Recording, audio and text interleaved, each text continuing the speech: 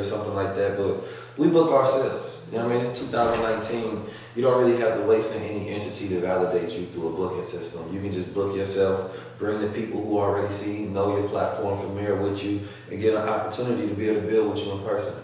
But also create like a relationship with them where I don't just want to see you one time, nor I don't want to just come to the city for a day and then fly out. I want to create a relationship with the people so we can build something together. Right, right. So when you go into these schools, are you actually just like meeting with some principals or something? How are you booking yourself? What do you mean? Well, a lot of the schools, you know, it's through connections and network. So a lot of people reach out to me when they hear I'm gonna come to a city. They be like, "Yo, I got this school, I got this, that, and the third," and then that's how that usually works out. It's just all through network. And that grew, of course, over time. Yeah. You started winning more and more. Yeah. So At this you point, working 9 to 5 before you started? Before I started this, no, I had my own store in Oakland. You know, so I was doing that for about a year and a half. And before that, I was working for product. You know what I mean? So, which I stole a lot of that information and used towards building my actual clothing brand, you know, like the luxury brand. Right. And so I kind of looked at that like getting me a degree in like luxury and fashion and everything. Yeah. And then, you know, I wanted to go the independent route. I was always supposed to go the independent route, but they was just paying so much. You know what I mean? That what Prada was? Yeah. It was probably the best paying job I've ever had. And I don't plan on getting another job, so it's gonna be the best paying job. So when you went from that to the store though, did that kind of changed? Yeah, it was huge. I mean, cause you know, that was me, you know, doing 6 figures easily. And then the store was, this is all gonna get off the back of my hustling. You know what I mean? Like me figuring out as a businessman. And I took kind of the leap prematurely to where I was just like, I'm done with the store and it's time for me to fill myself out in the world. And so I wanted to see, like looking at myself as a third person, I wanted to see what Keys could do in the world if I could do this for them.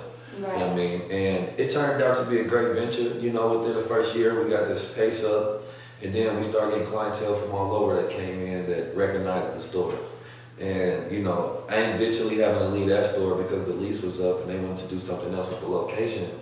And after that, you know, the 19 Keys brand, you know, sprouted and pop legs wanted to be something that I wanted to have. The intent was to make it what it is now. Right. So it's beautiful to see a lot of things coming to fruition because for me it was just constantly put your head down and keep working.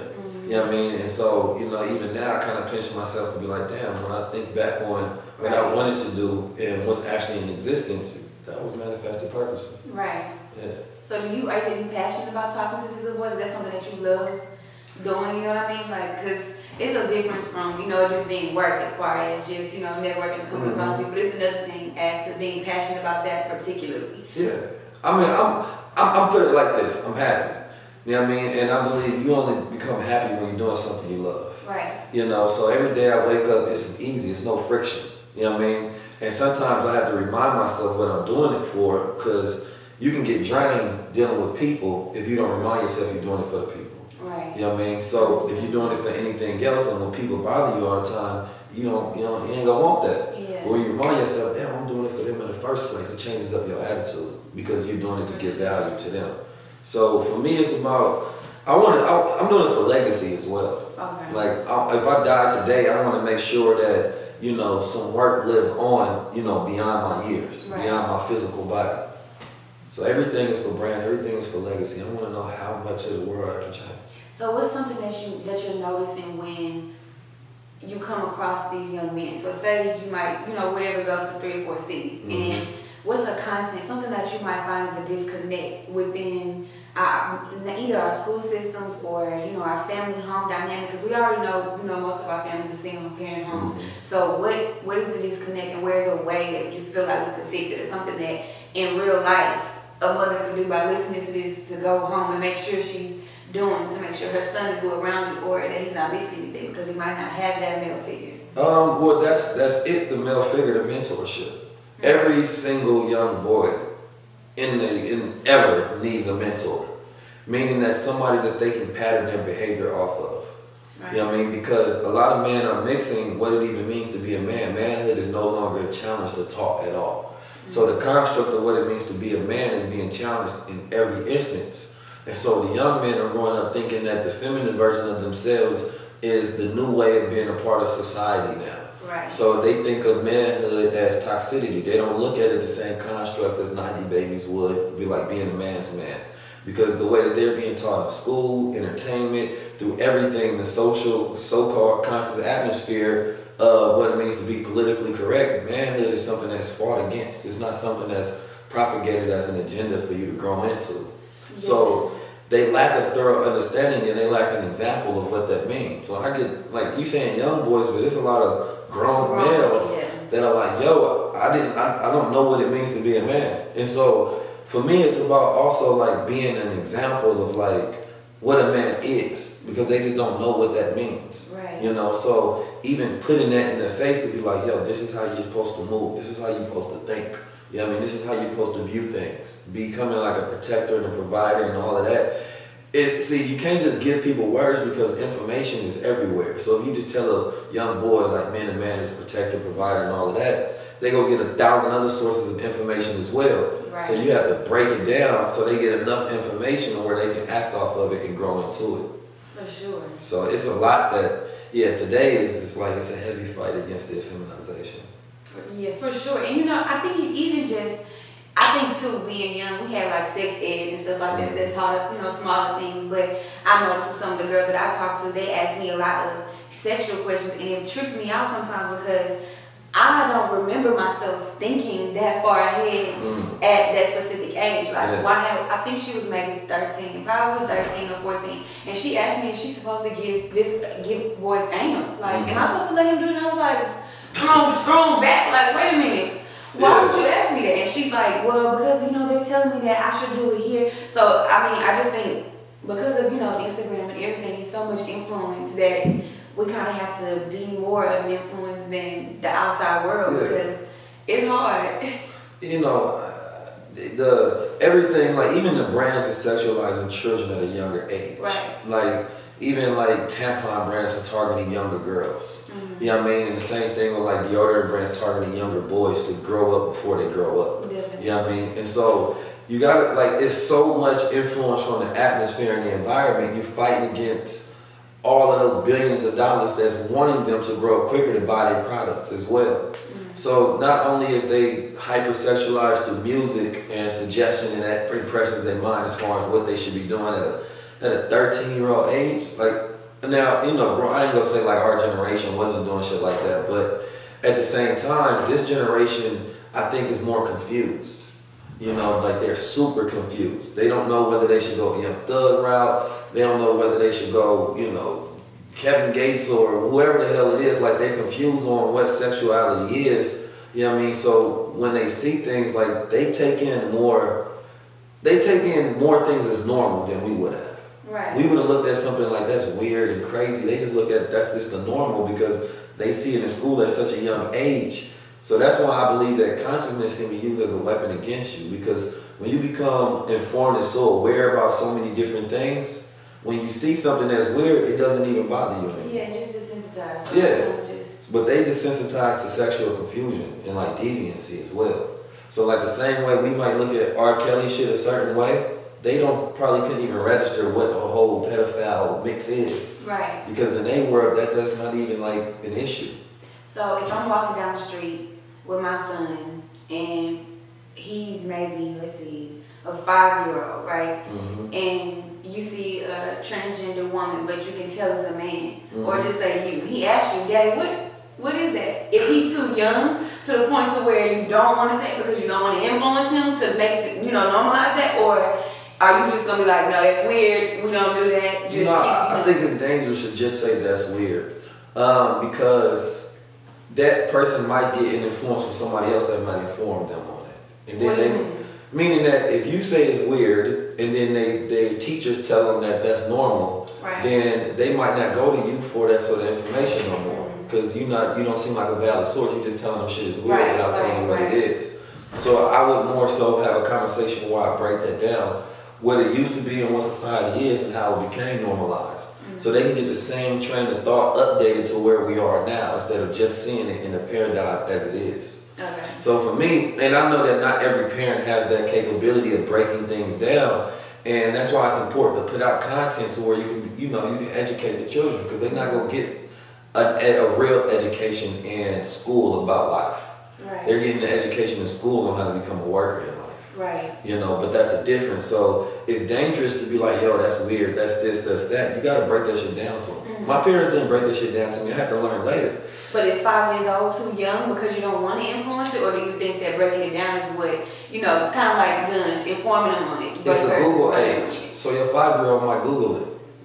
So you have to, you know what I mean? Like, yeah. When at first my greatest Google was my parents. I thought my parents knew everything. Right. Today, no, your parents don't know something. Your 5-year-old might literally go Google that, and then Google becomes their parent, and so they teaches them, and then they make whatever decision that sways them in reality. So like the parents and the children might be completely different aligned on subjects because, like I always tell people, it's a difference between information and knowledge.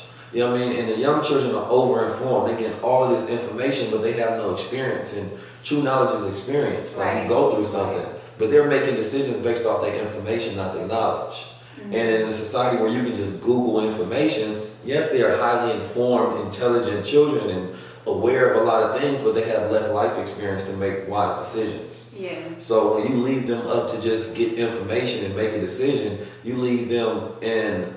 You leave them in a more paradigm of ignorance. You know what I mean? It's like a computer making a decision on something based off information. Definitely. Okay. You know what I mean? And that's kind of like how the children are. It's kind of like computers, because computers are teaching them, not like parents and like OGs and shit like back in the day. So it's dangerous as hell to just let your children become informed by the information age. Were you raised by both your parents? But both of my parents weren't always in the household. Sometimes I'll be living with pops, sometimes I'll be living with moms. But for me, I had to really learn about my father growing up later. My father was like a man's man. Like, he was one that I seen teach a lot of men how to become men. So you saw him teaching? Oh, definitely. Okay. Yeah. No, I grew up in a whole different world. I grew up like going to, when I was younger, we used to go to FOI class, and it stands for Fruit of Islam. It's the military wing of the Nation of Islam. And we used to have classes on men development and character training and business. And I seen men get their ass whooped for doing certain things. And we used to have to box every Monday and do Saturday training. And this is in California? Yeah, this was in Oakland. And the same men, they owned businesses and they employed men that came out of prison and giving them jobs and housing and had security companies. And, you know, we used to ride around in motorcades when we was younger. Like, it was a whole different world. So I know where the solution is, but then I also knew how that failed. So for me, it's more so like when I look at the conscious community, before I knew of a conscious community, I just knew of people who were conscious and working and doing things. So for me, I'm not like impressed by anything because when I was younger, I was already impressed with the reality of what it looks like to build a solution. But then I also seen many different organizations that started and didn't fail. You know what I mean? Because of subconscious activity that was going on with them, not understanding women, not understanding that part of them that causes ego and having that more so divine masculinity. Right, But a higher mind. So like, otherwise things begin to fail if you don't have them correct from like inception. You know what I mean? Like at the bottom, like when the way you get power is the way you more so have to maintain power. So if you get power through corruption, you get power through greed, you get power through selling your soul or whatever, you have to maintain that. Do that same thing. And then that moment you try to switch up, it become dangerous, like somebody trying to get out the street and they less aware of their environment now. And then that's when they get knocked down. You know what I mean? So it's dangerous if you don't start it off the correct way and then maintain it the correct way. Right. So a lot of these children, they start off the correct way. You know what I mean? And their sanity is based on their current paradigm and keeping it the same with us. Cognitive dissonance. It's like they don't want to change their worldviews. You know what I mean? So what they getting taught in school and what's normalized through their peers, because it's all peer pressure. You got to think of it like this. The LGBT powerful as hell. ADL powerful as hell. But a lot of people respect the LGBT because they have peers that are lesbian and gay. Right. You know what I mean? Not that their real thoughts are aligned with them. They're afraid to speak with somebody else who may have thoughts that are more aligned with them, but they be like, oh, but my friend is that. That's not a reason for you to think something. You should think it because it's your truth. But they're more so peer pressure and impression into, you know, what they believe right and wrong is. Like they're basing their morality on peer pressure and like social influence. For sure. Instead of like truth. Yeah. So it's a difference. So you can't like debate with that. You can only make them more awakened and more influenced with the correct truth. So you battle the falsehood with truth. So for me, it's about, let me just give them the content of truth. And I break things down to where there's no argument. I'm just going to present this truth for you. You can take it, you can eat it, it's good. You know what I mean? If you want to argue, you have to argue with yourself. But most people be arguing because they know it's right. You know what I mean? And they want to be swayed in the right direction. So they're asking for more, but they don't know how to in the correct way. So they present it in a debate form like, prove me wrong. Right, yeah. So I can take this new truth, so I can take it to my friends and have a way to be able to debate them. You know what I mean? Or at least suggest to them the right way, because I kind of been thinking this was wrong in the first place. Yeah. So it's like, for me, it's presenting information in a way to where it equips people with the tools to be able to, you know, propagate the information to somebody else so they can get the same understanding. Right, for sure. Do you feel like to even maybe how we talk about grown men and being men's men and how some people just weren't raised like that? Do you think that to some extent, like even the grown men now, like maybe our age, that there was maybe a point where something happened where you got your heart broken as a child that changed you, or the things that, you know, might change the way you view things or what your perspective is? Yeah, I mean, shit. I always say our brothers and our older brothers, our uncles, our fathers, they failed us because the generation before them failed them. But at the same time, they may have done just a little better than the generation that failed them. Right. You know, so what you have is a perpetuation of generational curses. You know what I mean? And so it very well could be like a lot of these, you know what I mean, in Houston, it's home of pimping out here. You know what I mean? And so is Oakland. Like, they don't really have a real respect for women. Like, it's just not there. Like, there's like super different levels of respect for women that's a wide spectrum. You know what I mean? Like, one person's respect for women may be like down here in comparison to somebody else's that's up here. And that's all based on understanding. Because if you grew up in your paradigm where you think that this is respecting women, to you, you having a high moral code. To somebody else, it's like, no, we taking it a whole different step further.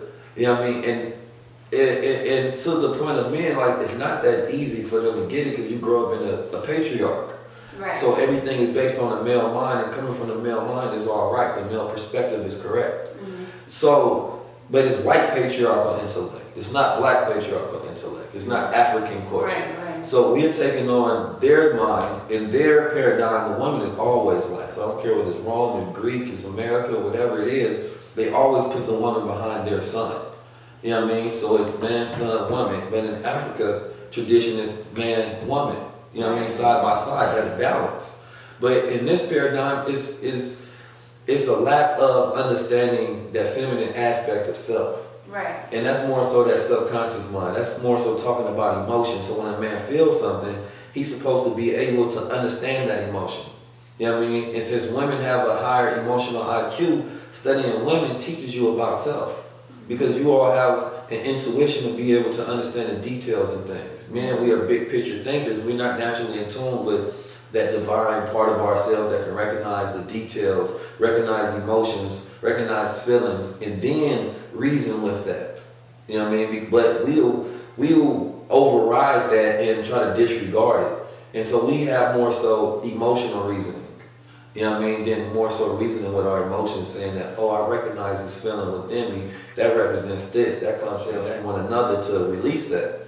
So an individual like me, I might be an enigma in a society to where even I grew up in a paradigm that didn't teach me that. And I had to maybe learn it on my own. To where listening to moms wasn't the same as listening to pops. Listening to pops felt like the gangster rap. Listening to moms felt like the sucker rap. Right. Like, moms, I'm about to do the gangster shit. I ain't about to do what you talking about. You know what I mean? I understand you probably right, but I really get it in this way. You know what I mean? Because I look up to pops because I see myself in him. Even though maybe pops wasn't even right in that household, I still respect him more because I want to be my father. I don't want to be my mother. So how did you get to that point though? Because I know you keep saying like, okay, you know, your father, he did this, but you also know what the flaws were. What point, or do you feel like any of that might have contributed to some type of heartbreak that made you get to a point where you start recognizing and realizing shit? No, I don't think I ain't never been through no really crazy heartbreak. Not like... but I think it was just... Even disappointment.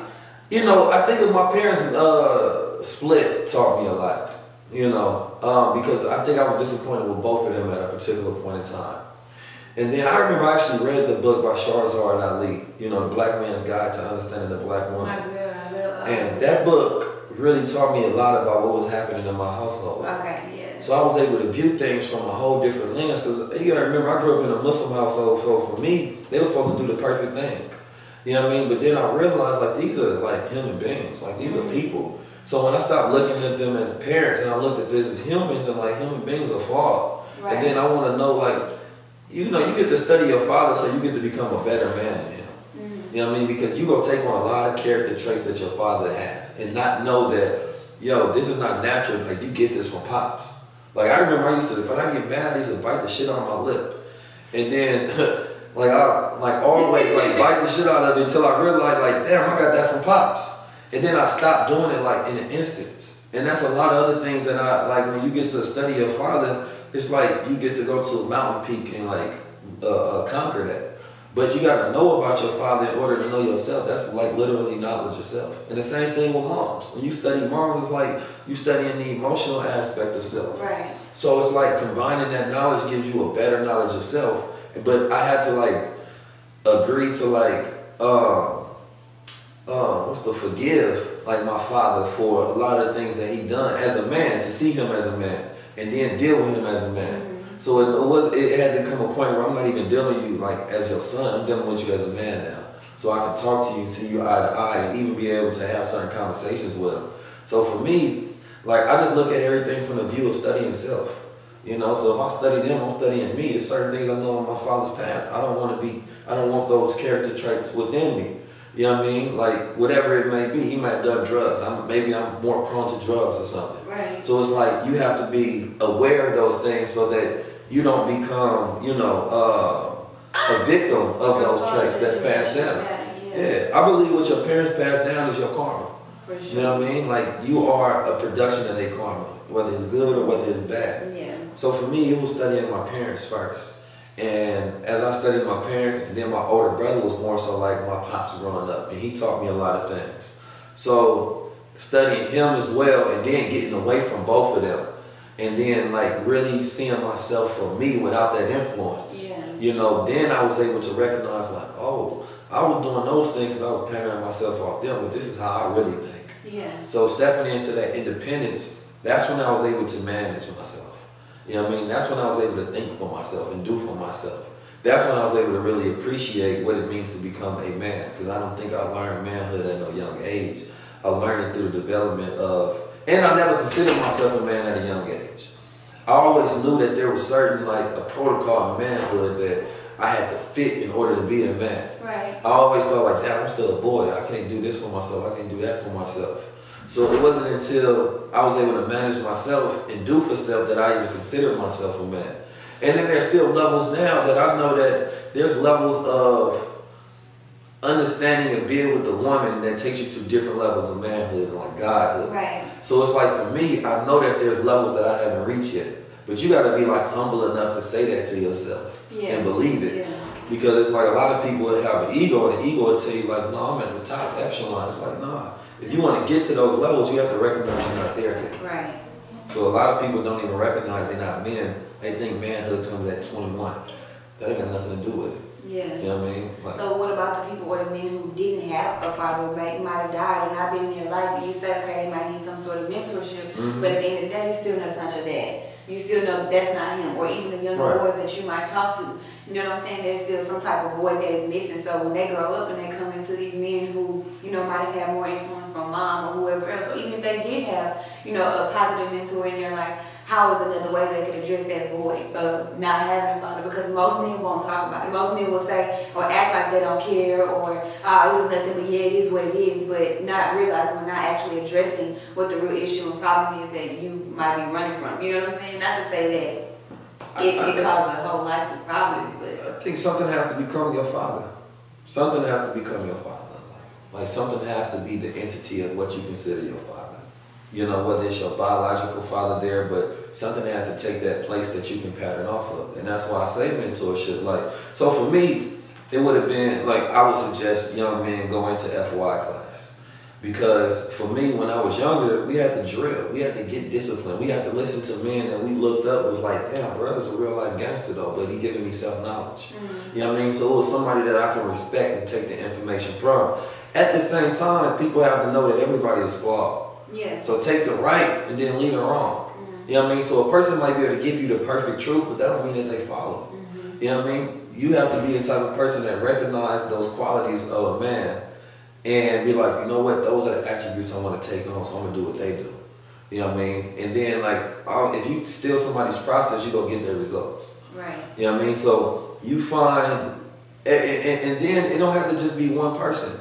It can be like, I want the attributes that this person has. I want this attribute from this person and that person. Like, you can string different parts of what you consider manhood to be. Right. I would suggest somebody get one just because it might be less confusing.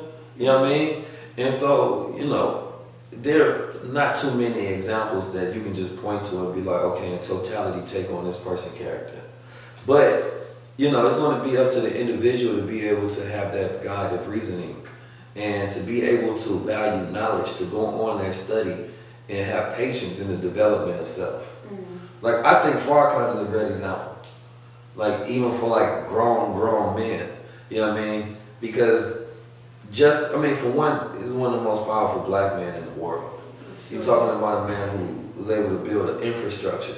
But character-wise, you're not, there's never been brought up like any like mishaps of like sexual deviancy or any like crazy shit ever brought up on that. So it's like, find you somebody to where, you know, you can take on like whatever they do. Right. You know what I mean? Where you feel like it's not going to steer you in the wrong direction. You know, whoever is your Farrakhan and your paradigm, you know, find somebody like as solid as possible and study the hell out of them to see what part of their life story that you can relate to, that you can get to that same level or go further. Because my goal is always to go further than whoever I'm learning from. Right. You know what I mean? Because if they're in front of me, then I can study them and go further. It's not the point to be behind them forever. No, a great teacher manifests as a better student. You know what I mean? And a student's supposed to go further. So if you have a great teacher or a mentor in life that you're learning from, and then you might outgrow, like, cool, I got enough from you. Now let me go to 19 Keys. You know what I mean? I got enough from 19 Keys, let me go to God. You know yeah. But you find somebody, you know what I mean? Because I'm as flawed as anybody else, but right. I'm just always, I'm man enough to be able to recognize my mistakes and not want to make them twice. And see, I think that's important too. And I think that when you actually go and speak to these boys, they understand that you might see me in the flesh and I might look like whatever, but I'm flawed. You know what I'm saying? I'm talking to you from a perspective of being in your shoes. I don't want nobody to think I'm perfect. Man. You think I'm perfect, then I do the slight miss up. People want to expose you. Right. I never said that was perfect. Still, you thought that. So it's messed up in society that we have to like try to show people our flaws. You know what I mean? Just so that they don't put you in this cast type of character to be like, oh, you do any little slip up, I'm not listening to nothing else you say. Yeah. It's like, come on, man, I'm a whole human being. I've done way more probably in my life than you've done. You know what I mean? As far as mistakes, which is the reason I can teach because it's experience and it's what I know. Right. A person can teach whatever they know. You know what I mean? Now, if I want to just take information and give it to you, that's different. You know what I mean? But what I can really teach is what I've been through. And I can tell you either how to go through it or not go through it. So for me, having an older brother, I always got to learn off his mistakes, so I didn't have to make all of them. You know what I mean? Having younger brothers, it was like I can see them watching me. You know what I mean? And so it was like an interesting in-between duality that I can see. The mistakes that I will make, the mistakes that I won't make, and then also being an older brother, teaching someone else at the same time that's watching you go through those things. So I think like I was blessed, you know, to be, you know, in the middle, you know, and to be able to watch both sides. Yeah. You know, and I know a lot of people that jumped off the porch, got in the streets, and that influence ate them up. And it was sad because even at a time when I was real young in the streets, I always still trying to give the best advice. But I knew that influence was going to be a much greater influence. The environment was going to be a much greater influence than me. And that's why I believe when like people need keys in their life. Like, I believe everybody is a key for somebody. Like if you get somebody knowledge, you're a key. You just help them unlock their programming or their potential or their paradigm. I just happen the way I think, I just use, you know, my 19 key. You know what I mean? The way I break things down. But I believe I want everybody in the world to become a key. Each one unlock one. Each one teach one. You know, man, sharpen steel, steel, sharpen steel, whatever it is. So it's like, if I give you the knowledge, you give somebody else, it becomes geometrical progression. You know what I mean? 10, 100,000, whatever it may be. So, but not everybody has someone in the environment that is positive. Not even everybody has somebody in their environment that's just positive, that even speaks this way. Right. So luckily we got the internet, because the internet, I don't need you in my environment. My new environment is getting on this phone now. Right. So if I ain't got it in my household, I got somebody else. Like this, that's the dopest shit in the world, is that, you know, in the 90s, if your neighborhood was negative, that's your own influence. Yeah. Now your neighborhood can be negative, but you can have the most enlightening, positive person on the planet Earth in your ear. Your household is still. So you don't have to become a production of your immediate environment. Right. So now you're adding and influencing your environment that wouldn't have been there. So these new factors for people are producing different outcomes that wouldn't have been possible at first in an alternate reality. You know what I mean? Because at first, having positivity in your environment just may have been impossible. Right. Now, it don't matter if, you know, 9 or 10 out of 10 people around me are negative and all my friends are negative, because I can always just replace them in an instant. Like, people have the ability to change their influence in an instant. Cut off your friends, cut off your family, cut off everybody that's not positive for you. We have loyalty to negativity for no reason. You know what I mean? And you don't have to be loyal to negativity. Right. You know what I mean? Like, if anybody in your life is negative, if any influence is negative, if any vice is negative, you can cut it off. But we have loyalty to all the wrong things, because I feel like we're addicted to failure than we are success. People are not obsessed with success. We hear about it, so we want it because it looks better than what we're doing, but we're used to what we're doing, so we maintain that feeling. Right. Because we don't even know what real success looks like or even feels like. So there's a lot of cats in the street, they like, okay, I know eating vegan is right, but I can't make the change. Right. You know what I mean? So it's like, damn, it's what kind of level of ignorance is that we know better but don't do better? Right. And we are a society of, I'm just happy to be aware, I'm happy to be conscious, but I'm not going to actually do the work. And that's why I tell people, you know, conscious versus enlightenment. Enlightenment is knowing better and then doing better. You enlighten, you take that energy within and you produce a new change. Yeah. But everybody just happy with being informed and having the information and being like, yeah, I know about that, bro. It's like, all right, that makes you double worse. You know what I mean? Because you informed and you're ignorant. You know what I mean? So it's like, it's even harder to reach you because you know better. But, and it's not like, I'm not like casting guilt on those people, because I understand that we grew up in this paradigm where it's like, it makes you informed and ignorant.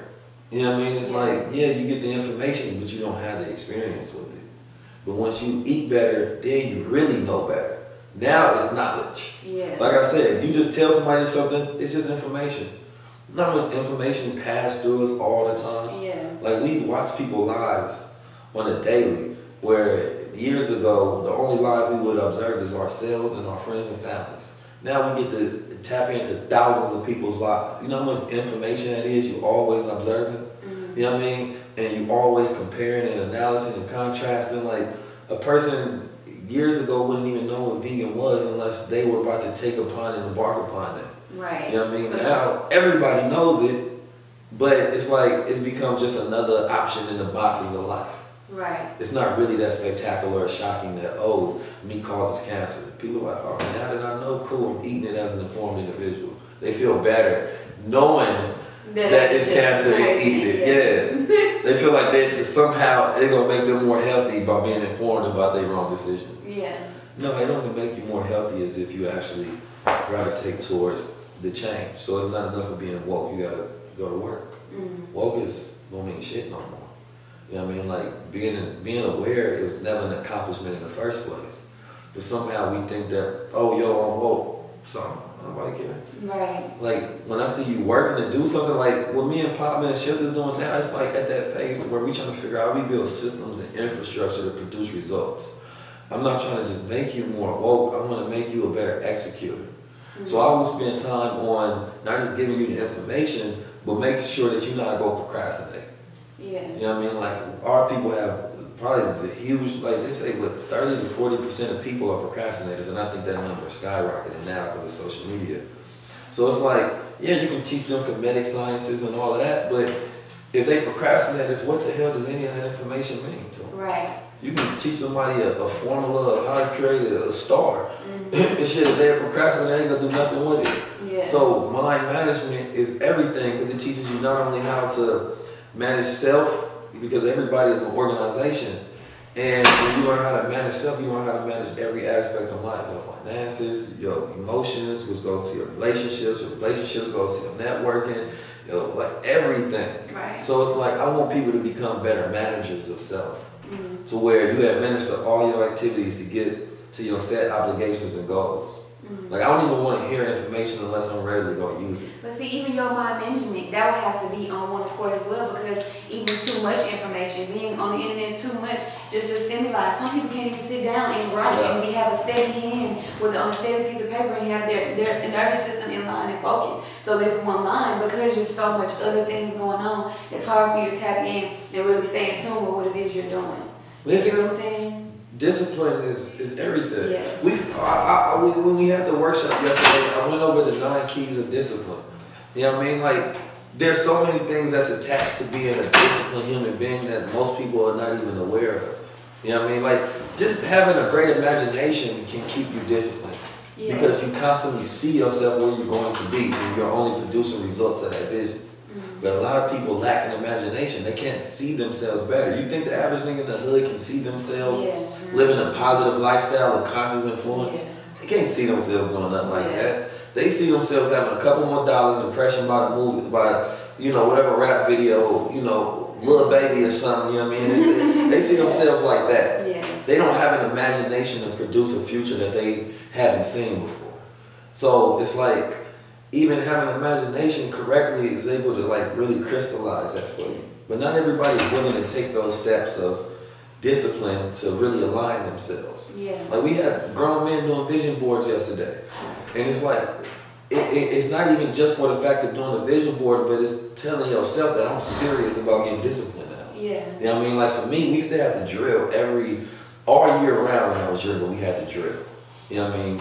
At my school, out of school, all the time, and it was all to teach discipline. I want to see if you can for one, can you sit still? Can you stand still? The average person can't even do that. For 5 minutes, the average person in America can't sit still. Like, just sit still and do nothing. And that taught me so much about patience, for one, when I was younger. Because I used to practice patience when I was younger. And then I realized that I'm naturally in tune to be patient. You know what I mean? Like, I got a natural, like, patience, but as a human being, you're naturally supposed to be patient. Environment dictates and influences you to not be disciplined, you know what I mean? To not have any of those natural qualities as a human being that you're supposed to develop into. So when you ask yourself, how come I can't sit still? How come I can't kick this habit? Because you're supposed to have so much self-control, and you're supposed to cultivate such a great willpower that anything you say you want to do, you should be able to act off that. And I always make the joke that whoever created tomorrow was just a procrastinating ass person. You know what I mean? Like, the first person that said, I'll do this tomorrow. You know what I mean? It's like, who is that lazy ass person talking about, I'll do it? Everyone's like, what's tomorrow? Oh, that's just another time I can do it. So I feel like tomorrow was made for people who don't want to take advantage of today. So it's like, every time you put on something tomorrow, you procrastinate. You know what I mean? And it's like, you have to get to that point where you be and it is. You know what I mean? I don't know if that's in the Bible. Like, it is, because you're supposed to have a thought and then do it. Time is this construct that we say, no, I'll do it. Because now we have a clock, when we have a calendar, I'll do it tomorrow, and it's calendar day to get it done. It's just, the present is the opportunity you're supposed to take advantage of today. So it's like, you say you're going to do something, then do it. And of course, we're coded with this language of tomorrow, because not in every language tomorrow doesn't exist. So it's just the fact that we speak English, and we have this Germanic source language of Western culture, and our African ancestors didn't have that language. They don't even have too many words for near future, because spirituality is present. You know what I mean? So when you think about that, it's twofold, because for your African dream, I always call it African American dreams. You know what I mean? Meaning that your African dream is more steeped in your Eurocentric spiritual purposes. You know what I mean? Things that you get to express your spiritual side. Your American dream is cultivated on more your materialistic purposes. So it's like, the twofold is that you can always tap into your spiritual purpose in the present, but you have to learn the process of business to be able to develop that American dream as well. because we live in a society where black people have the Eurocentric and American mindset just because we grew up here. So a lot of people have the dreams, but they don't actually know how to build that system out to actually produce and do that work. So you have to have it in balance. Like, okay, this is my spiritual dream, but this is my American dream. You know what I mean? And I believe when people do that, you have to know when you're acting like, yeah, I want to be a rapper, but maybe let me learn the business of it. You know what I mean? Let me become the most innovating, thinking business person as a rapper instead of let me just become a rapper and find somebody else who can do the business. Right. So it's like you gotta even like have all of that lined up because that's about planning. Planning 10, 20, 30, 40, 50, 60, 100 years. Ford has a handbook where they plan 100 years ahead. That's business operation. So yeah, their dream may have been to start a car company, but the American dream was to do it in a sense to where it's gonna last for a century. Yeah. You know what I mean? So it's like you have to have your dream that's present, and then you have to have the other dream that's planned. Right. So everybody needs that duality of self so that they can know how to operate within this reality, because you're not going to go to them. See, the Africans, they still dealing with their country being taken over because they haven't truly studied business. You know what I mean? And they don't know and understand business, and business is warfare. Yeah. You know what I mean? Whoever doesn't know business becomes a consumer of the one who does. So I see our people, of course, now we're in this stance where we're talking a lot about business, talking a lot about wealth. So of course in the future I see us gaining wealth. And then we get the power. Then I see secondly, we become more in tune morally. You know what I mean? But I think we'll get the money before we get the righteousness. Yeah. You know what I mean? Yeah. That's just where I see us at. Because people gonna need that example for sure. Because you want the next generation to be better than any other generation, and you want them to grow up not needing what we need today. Yeah. I want them to be trust fund babies and, you know what I mean, have properties. And then I want them to just have to figure out how to develop their dream instead of how to get rid of the nightmares. Right. We in this paradigm of, damn, I'm distracted by all the issues. I can't even really focus on what I want to do. So most people's dreams are attached to survival, not attached to actual like dreams. I know a lot of Chinese people, they come to America, they already come from a well-off family, so what they want to do at school is just based off what they like. It's not saying, oh, I gotta go feed my family. Right, I gotta do this. I'm the first generation. None of that matters. I come from a well-off family. I might want to take up photography and just do that because that makes me happy. And then I can learn the business of photography and do everything that's linked to what I like. Right. And so people become much more happier, and you produce a much better life when you're doing something that goes with your flow of purpose and what you love to do. But our children doing things, I'm the first generation, I gotta become a doctor for this, so it makes my parents, like, that's not normal, it's not natural. Right. So and then they perpetuate that to the next generation, you know what I mean? And then they're doing something they don't really want to do because they was impressioned by the last generation that was successful. So we gotta break all these generational curses and have a generation that grows up where they just get to build their dream out. They ain't trying to do it because it's a nightmare, it's systematic oppression and pipeline to prisons and, you know what I mean, like this whole system. No, I'm just saying that, Pops, I think I want to become an engineer because I like the process of developing things and creating and making things. I want to become an architect because I want to design the future different than the one I see. Right. Not because every white man on the corner owns a building, so I want to fight against the system, which is not wrong. It's a revolutionary thought process, but do it because it's attached to your gifts. That's when you really get to that genius, and you see us doing a lot better because it's less friction and all flow. So we don't just get to work with our gifts. We have to work against the system and survival. For sure. I appreciate it. We could literally go on there. So I was trying to say, I have so many different places I'm trying to go. Well, I appreciate your platform. I appreciate what it is you're doing. And I think that, it's important that our boys even see you on the internet, see you pop what y'all are doing is just amazing because they need to see more of that, to be able to see what it looks like, to be able to do it, because until somebody starts to do it, we're going to keep going on the same road. But I definitely appreciate you for coming through. Thank you for having me. I'm watching your videos. I said, one day we're going to do something. I already knew it. Yeah, I'm in LA too soon, so, moving back home and trying to get everything together. But I thank you for coming through. Y'all. Tap in.